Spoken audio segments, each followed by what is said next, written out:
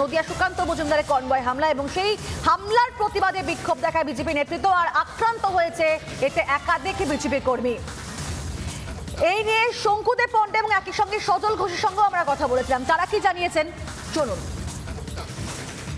এই হামলার ঘটনায় প্রমাণ করছে যে ক্ষমতায় আসছে না বলে পাগল হয়ে যাচ্ছে, এবং ওরা স্পষ্টভাবে বুঝতে পেরেছে যে কোনোভাবেই যেভাবে এসআইআর হচ্ছে তাতে ওদের জমি আস্তে আস্তে হালকা হয়ে যাচ্ছে, এবং সেইটা হবে বলেই ওদের এই আক্রমণ, ওই টার্গেট, এবং সেই টার্গেট প্রমাণ করছে সুকান্তদাকে ওরা তো এর আগে মুর্মুদাকে মেরে ফেলার চেষ্টা করেছে, শুভেন্দুদার উপর একাধিকবার অ্যাটাক হয়েছে, সুকান্তদাকে টার্গেট করে অ্যাটাক করছে। পাগল হয়ে গেছে তৃণমূল কংগ্রেস।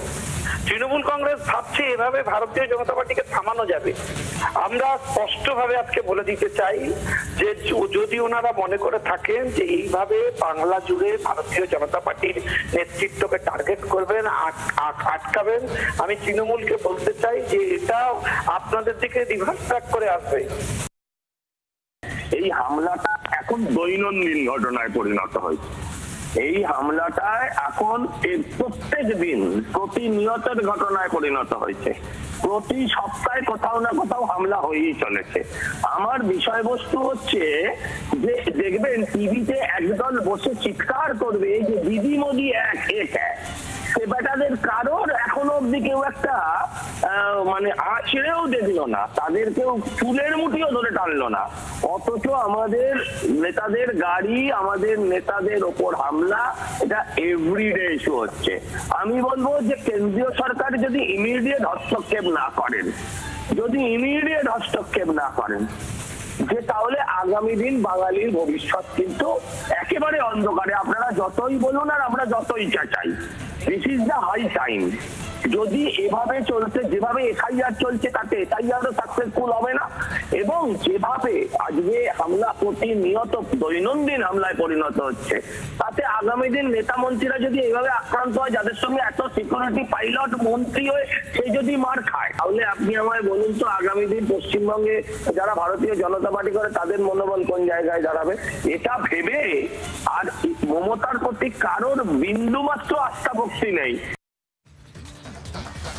এই ঘটনার প্রতিক্রিয়া দিতে গিয়ে আপনারা শুনলেন যে বিজেপি নেতা সজল ঘোষ, তিনিও কিন্তু ঠিক একই কথা বললেন যে এটা প্রত্যেক দিনের ঘটনা হয়ে দাঁড়িয়েছে, প্রত্যেক দিনের বিষয় হয়ে দাঁড়িয়েছে। আইনের শাসন বলে এ বাংলায় কিছুই নেই, আর নেতাদের যদি এই অবস্থা হয় তাহলে কর্মীদের কি হবে, এবং সেক্ষেত্রে কেন্দ্রীয় সরকার কিন্তু তার কড়া ব্যবস্থা নেওয়া উচিত। এবং তৃণমূলের গুন্ডা বাহিনী বারবার হামলা চালাচ্ছে, হামলার শিকার হচ্ছেন বিরোধীরা। এই নিয়ে আমরা কথা বলেছিলাম কংগ্রেস নেতা অধীর রঞ্জন চৌধুরীর সঙ্গে, তিনি কি জানিয়েছেন শোনাবো। বাংলায় বিরোধী রাজনীতি করাটা পশ্চিমবঙ্গ সরকারের কাছে একটা অপরাধের তালিকায় পড়ে গেছে।